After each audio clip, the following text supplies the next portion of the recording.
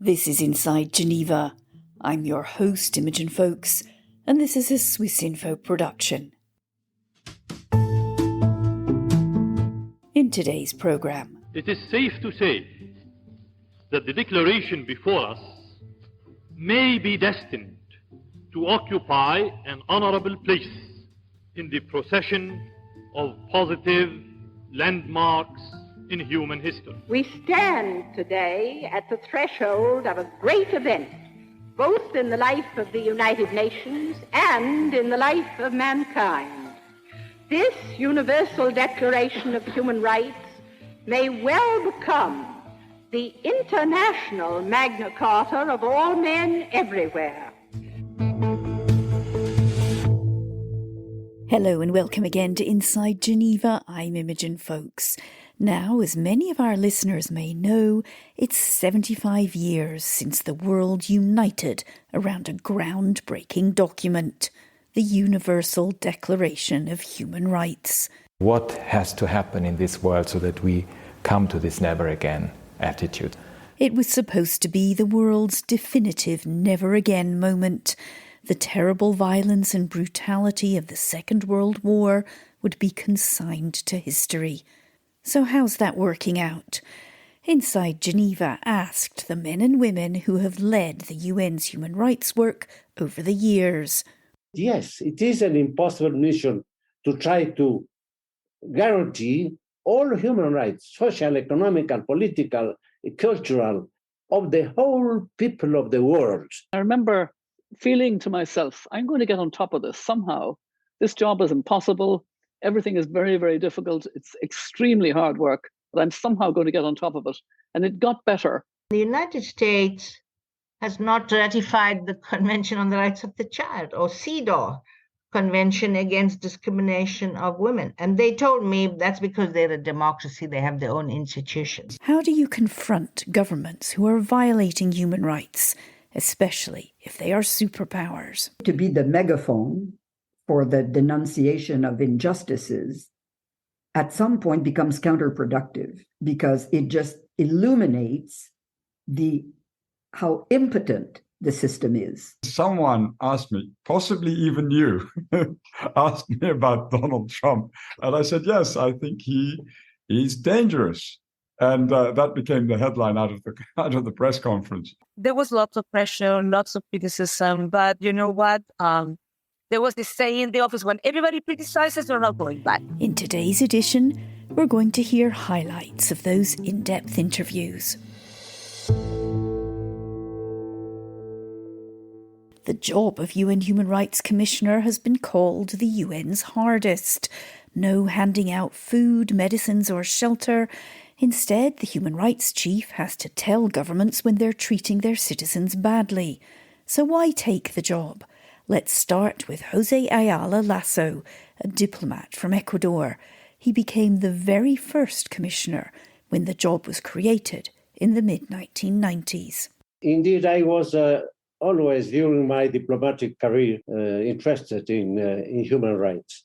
And I dedicated my life in diplomacy to work for establishing a new international order with recognition of the obligations of the states regarding the Universal Declaration of Human Rights. There was a sort of different interpretations about the validity of the declaration. Some people said that it was a declaration. It is a non-compulsory and obligatory law for the states. And others consider that the principles established in the declaration were so important that they should be applied as a law which does not need the acceptance of the states, but they have the force to impose. And so I tried to support this second position. Let me come to your time in office. While you were UN Human Rights Commissioner, there was Rwanda.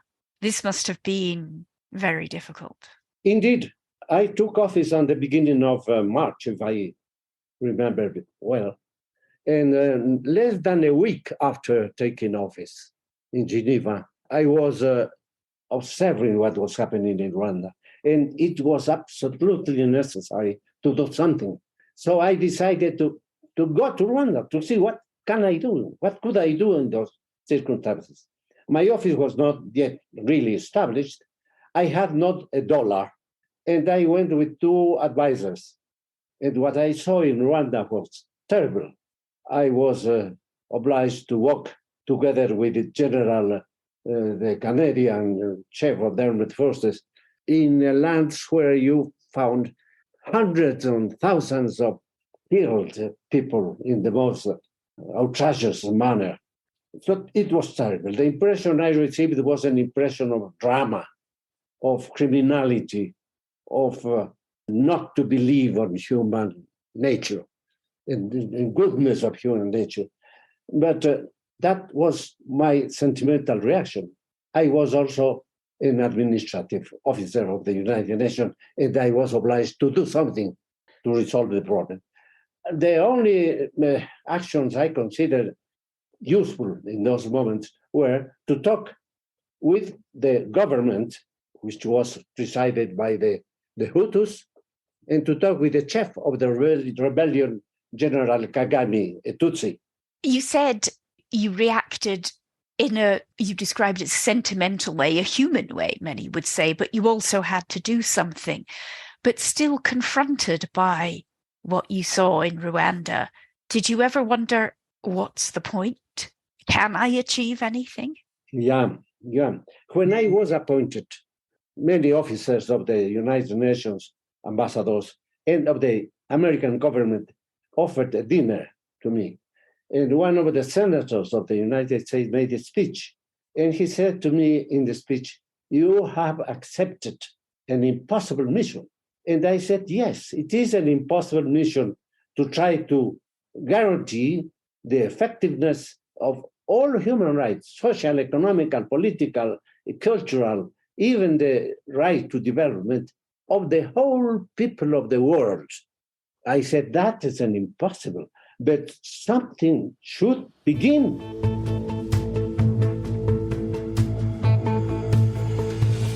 Ayala Lasso was the beginner.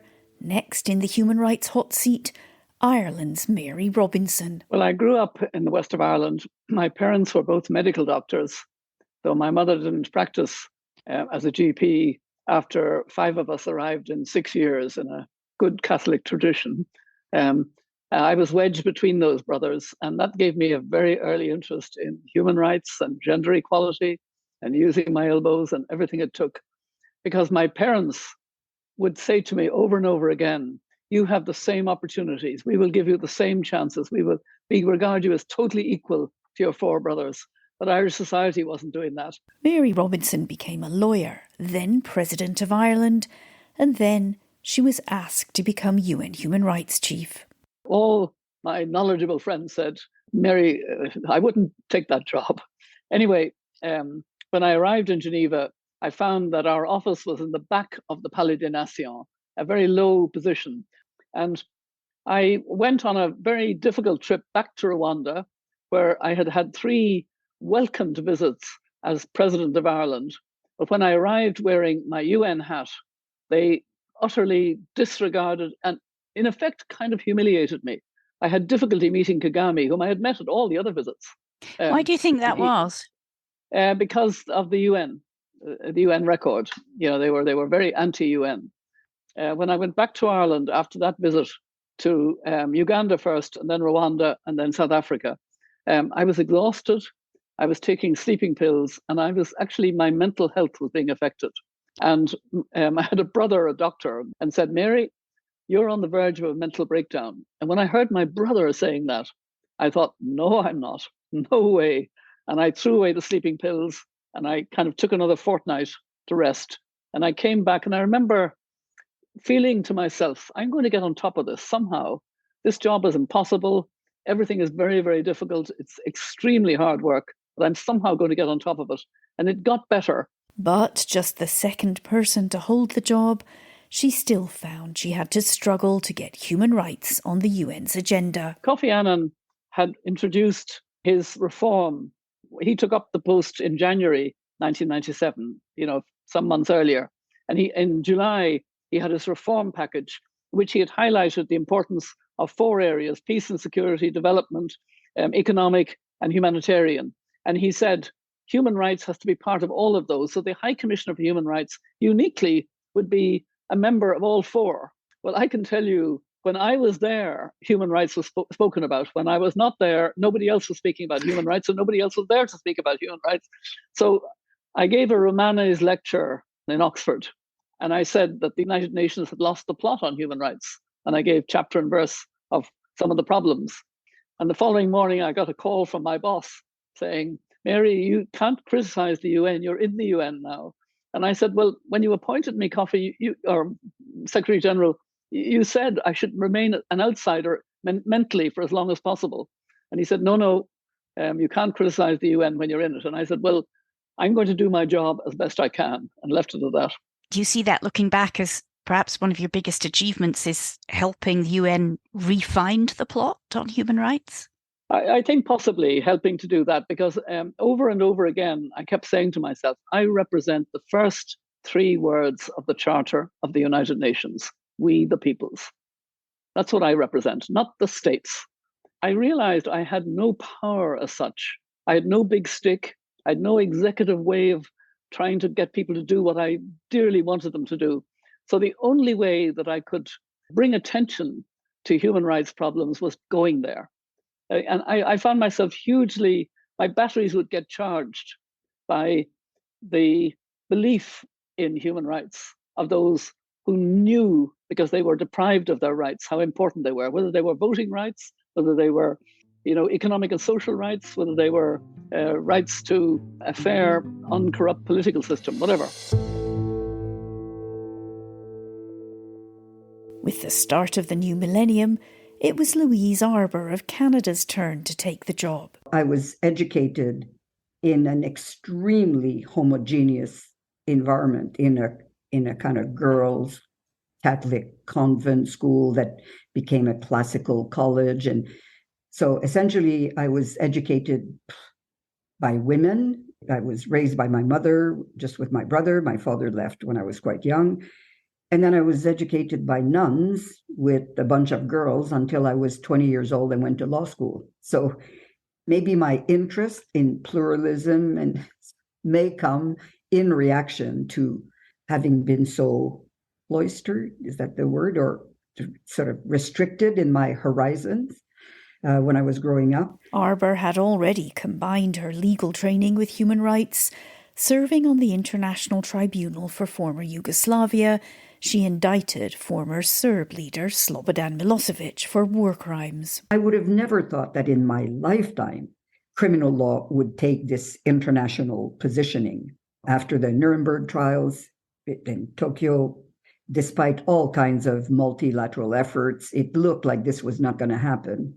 And then, frankly, quite miraculously, when you think of it, the Security Council of the United Nations, of all places, of all political places, added criminal law to its otherwise pretty empty toolbox of conflict management. Now, this had nothing to do with me, but it was revolutionary. I don't think the Security Council has done anything that imaginative since.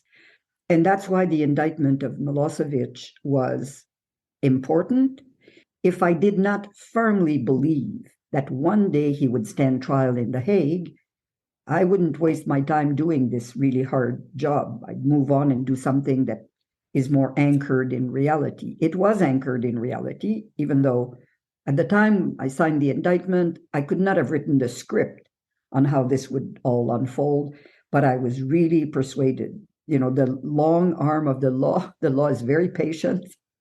And yes, and I still feel the same way today. And like Mary Robinson, she wasn't sure about the UN human rights job.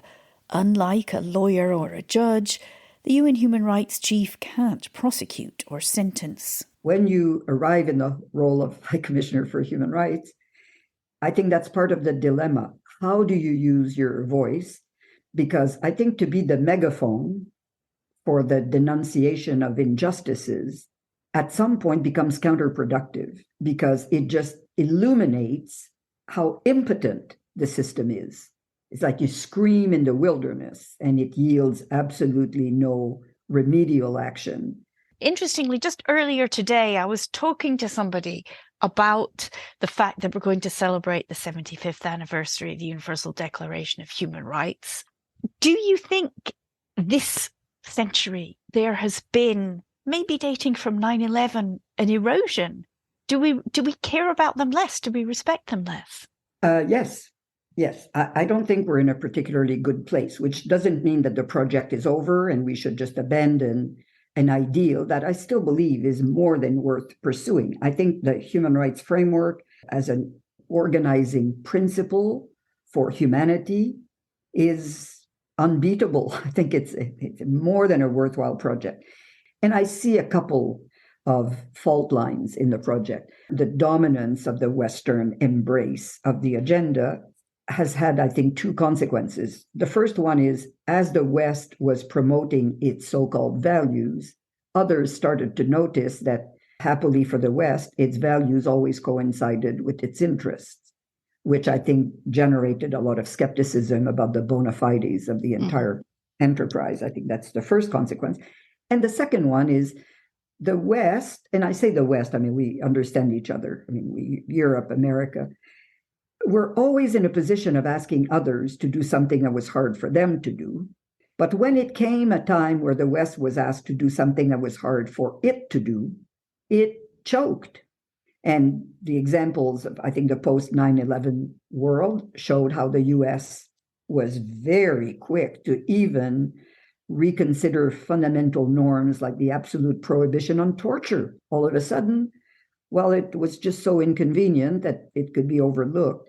And now if we look at the entire migration agenda, it's even more apparent how, for once, when Europe and America are asked, and that includes Canada, are asked to do something that's hard for them to do this time, they're nowhere to be seen.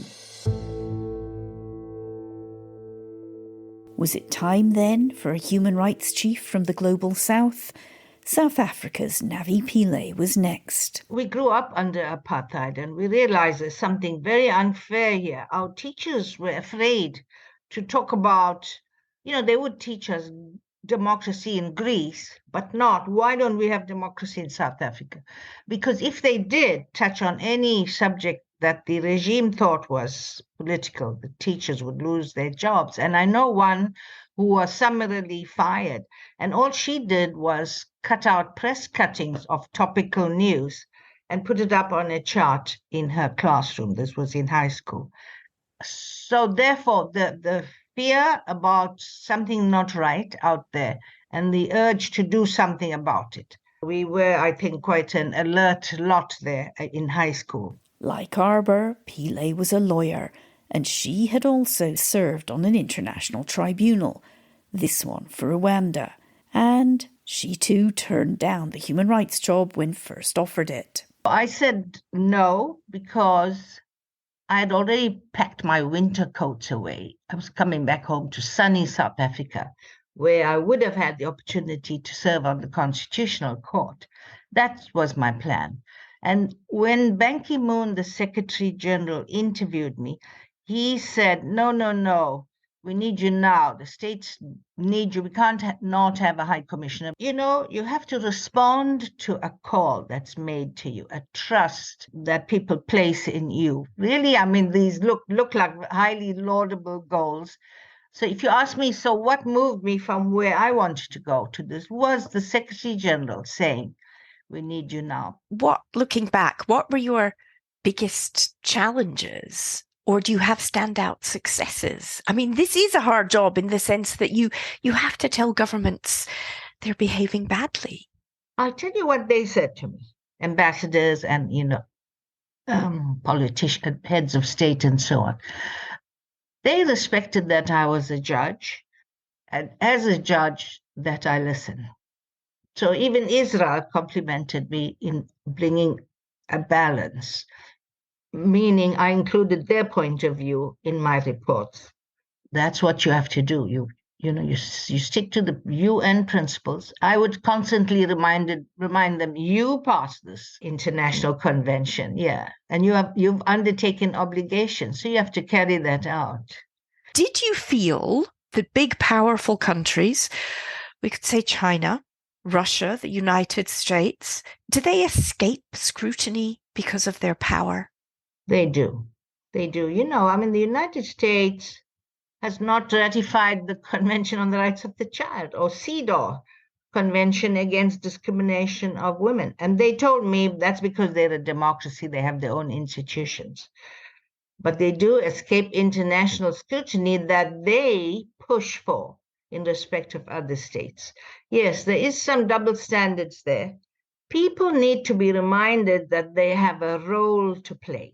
So if a good law is passed there nationally or internationally, it's not going to be implemented. It's not governments who woke up one day and decided, oh, we got to do more for human rights. No, it's really skewed. It's bad in the lack of accountability by politicians as soon as they get into power. I often wonder, for instance, why do they need so much security for themselves against us, the people?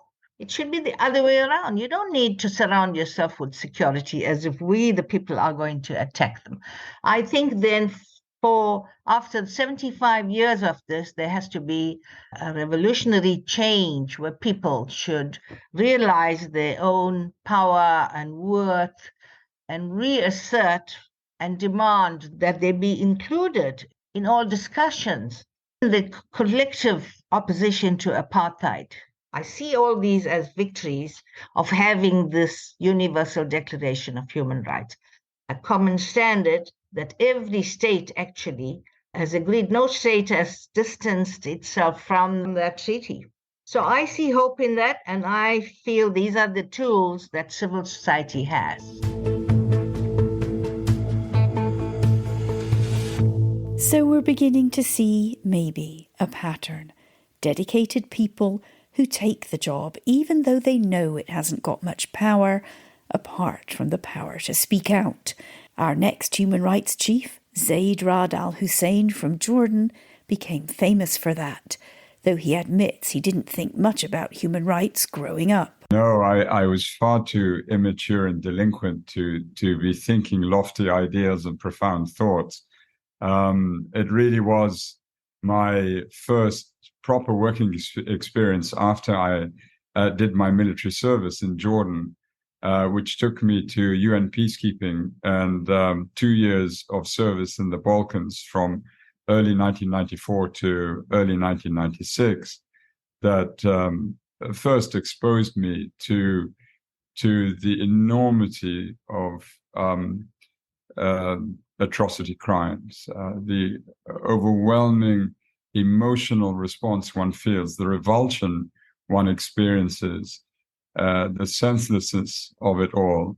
There's nothing that can justify killing or destruction like that, nothing at all. So when he arrived in Geneva, Zeid was determined to make the human rights agenda loud and clear. I knew from my experience in the former Yugoslavia that if the UN Secretariat believed, and I think mistakenly, that it's in the friends business, it produces catastrophic results.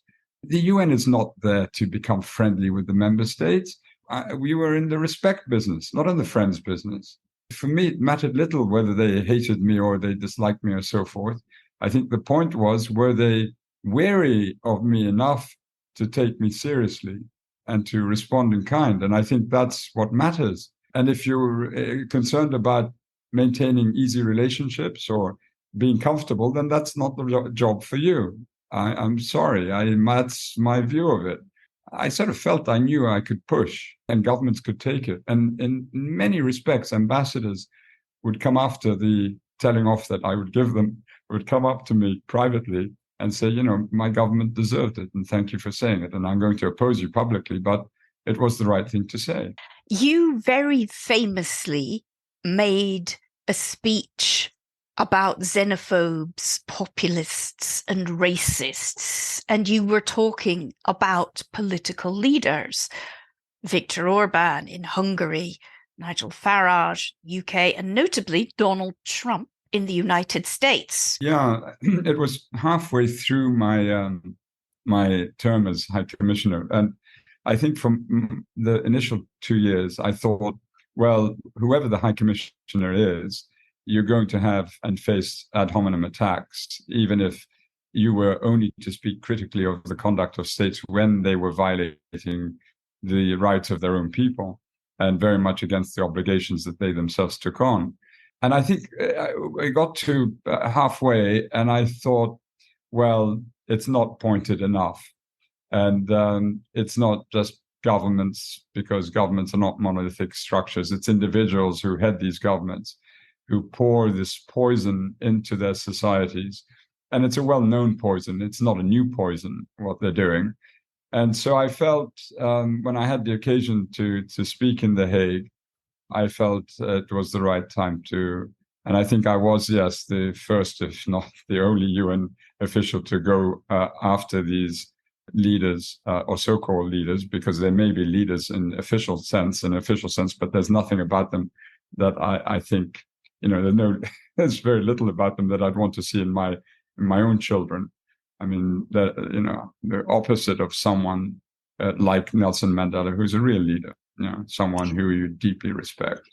In response to Donald Trump on the campaign trail saying that he would torture, you suggested that his election could be dangerous. Do you think that prediction was proven right?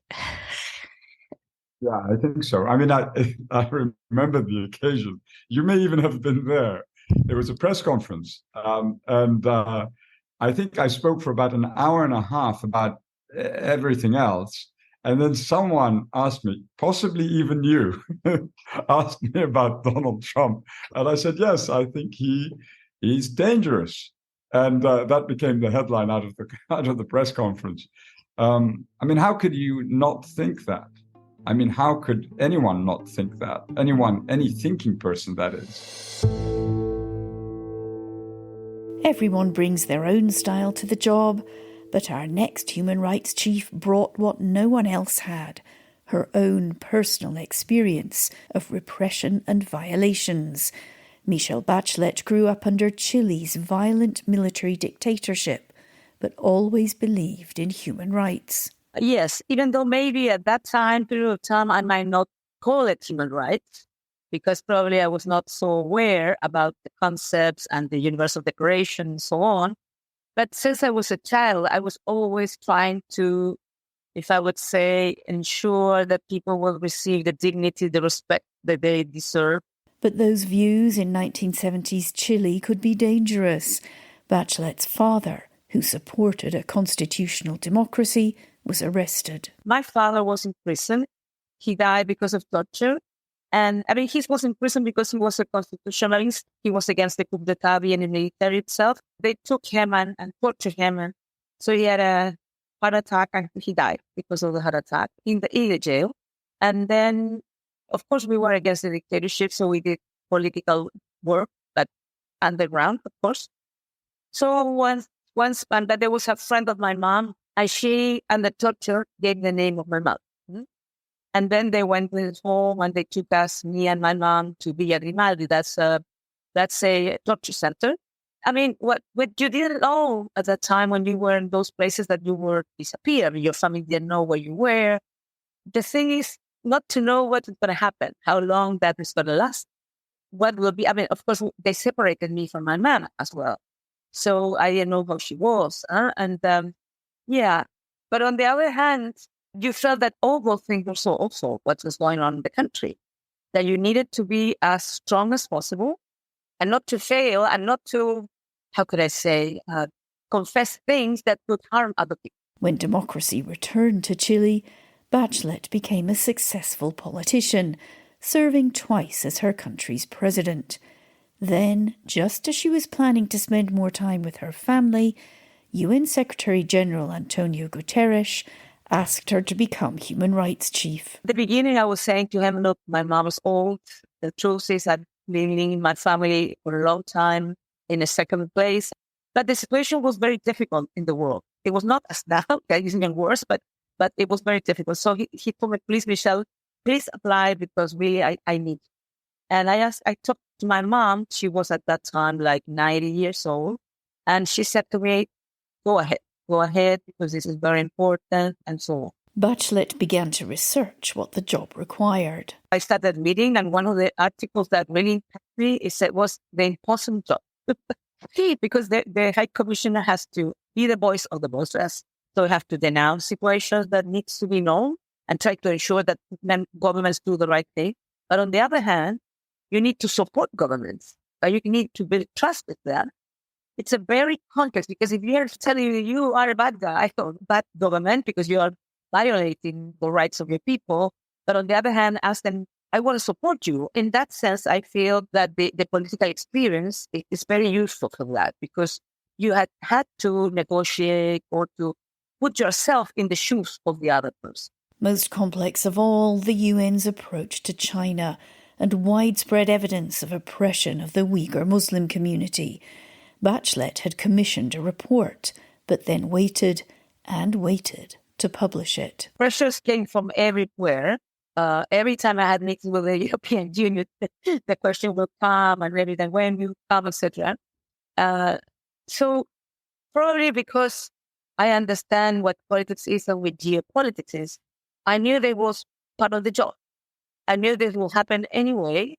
And I used to tell them, look, if you ask me not to publish this, then tomorrow another big country will call me and say, not publish this. And then another big country will come. So then the only thing I can do is to go back on. Because I have to do my job. I have to, if I commit to something, I will do it. And I won't give it to my successor the task of doing it. I would. It might take me long because I needed to be serious, professional, to give the opportunities to everyone to give their arguments and their experiences. And then we needed to make something that we feel it is serious. So there was lots of pressure, lots of criticism. But you know what? There was this saying in the office, when everybody criticizes, you're not going back. It's only one part criticizes, you're doing bad. You're doing something wrong. But if everybody means that, okay, you're trying to do your things. It was not easy, but I think you need to do what you need. The report came out on Bachelet's last day in office. It was serious, hard-hitting, suggesting Beijing's treatment of Uyghurs could be a crime against humanity. But the delay overshadowed her other work challenging institutional racism, and it highlighted again the challenge UN human rights faces when superpowers become violators. And now, Austrian Volker Turk has been in the job for a year. He's determined to get back to basics. He even has a fraying copy of the Universal Declaration in his office, given to him at high school more than 40 years ago. In light of the history of my own country, Holocaust, its own atrocities that was committed by Austrians during the Second World War, it was very formative for me to actually really say, okay, what has to happen in this world so that we come to this never again attitude. So this never again, the history of my country, the fact that we were on the edge of the Iron Curtain were very, very important parts of my upbringing. The nuclear threat as well. I remember as a child, I was always very worried. I was always happy when the clouds were up there because I thought that there wouldn't be anything. So it was very strange, because you were in this environment of threats as well, different threats than today. But nonetheless, as a child, I could remember the fear about this. And I always wanted to fight for peace. I was very early on interested in other cultures, in other parts of the world, and in human rights. And it started actually when I was 15-year-old during my English classes. The professor gave us a copy of the Universal Declaration of Human Rights, which I still keep up to this day. I will show you a crumpled sort of copy of it, which I still have. But Turk is confronted with huge challenges. There are 55 conflicts raging in the world right now. Some fear those rules and values we agreed on 75 years ago are crumbling. We cannot afford to see that. We cannot afford that human rights becomes the collateral damage of geopolitics or of any of the crises that we see. I mean, we have 55 conflicts at the moment. One of the highest numbers since the end of the Second World War. About a quarter of humanity lives in violent, fragile conflict areas, which is horrifying. We have the traffic. I mean, I want to make the comparison with traffic, because we actually have traffic regulations, and they exist because otherwise people would get killed. That's the same on the human rights front, and that's why the Universal Declaration of Human Rights is so important. Yes, there are people who are violating traffic regulations, as there are people who violate human rights law, sometimes egregiously, as we see now. It doesn't mean that this takes away the fundamental centrality of the norms, because if we didn't have the norms, we wouldn't even know what to measure it against, and we wouldn't be able to hold people to account as well. So I think it's important to remember that. And I would see them more as temporary setbacks, terrible setbacks, but we cannot afford to lose the wisdom that comes from human rights norms. What and how then should we celebrate the 75th anniversary? We actually commemorate the 75th anniversary, and it's really important that societies, member states at different levels, everyone who is part of the ecosystem reflects on the achievements, the successes, but also the failures, and learns from them. And we need to look also into the future. We cannot afford just to stay in the present. We need to learn from our crisis today to make it better in the future. And I hope that if there's one single message that comes across, that the centrality of human rights has to be much more pronounced than ever before. Who could disagree? Certainly not all our former human rights chiefs. You have the law, now push for implementation. Ask your governments the difficult questions. We should not lose our faith in the capacity of human beings to act correctly. I mean, the Universal Declaration is still valid because it gives sort of the minimal, if I would say, standards, how we can live together. Human rights is the answer. Everyone has these core of human rights. All human beings are born free and equal in dignity and rights. But this is who we are. What we're aiming at is to create a better human being. And that's what we're trying to do with the human rights agenda, just to better improve ourselves and our conduct. And who can argue with that? If you came from another planet and just looked at the human rights framework, the Universal Declaration of Human Rights, all the treaties, the conventions, the work of the treaty bodies, you'd think you've arrived in heaven. Why is it not the case?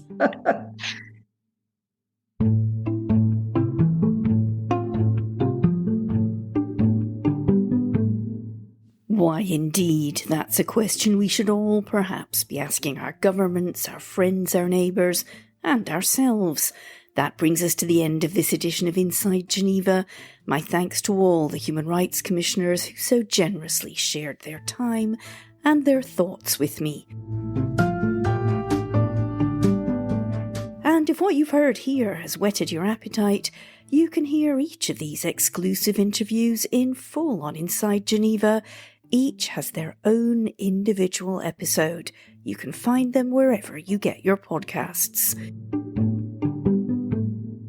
We hope the series has inspired you, our listeners, to think of ways to celebrate the Universal Declaration and to uphold human rights. You can tell us what you think of the series by writing to us at insidegeneva@swissinfo.ch. And stay tuned for our next episode. Out on December 26th, we'll bring you our annual Journalists Special. UN correspondents tell us what they made of 2023 and what they predict for 2024. Don't miss it.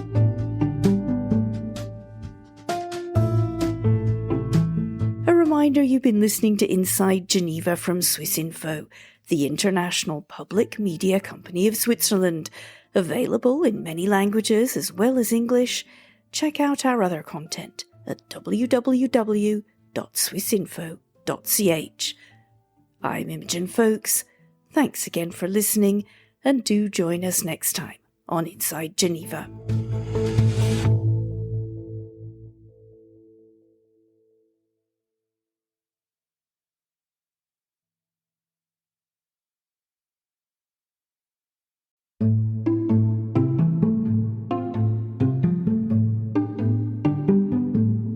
If you enjoyed this episode of Inside Geneva, do take a listen to another of our most popular episodes, Aid Organisations and Racism. We are an incredibly diverse organisation, as are most humanitarian organisations today. It has become a lot richer, it has become a lot closer to the beneficiaries, but our structures haven't changed. It's more difficult for me as an African to get into a position of leadership, a position of management, than it would for someone else. We hear how Geneva-based humanitarian agencies are soul-searching as they stand accused of institutional racism. What's behind the accusations and how are they being addressed?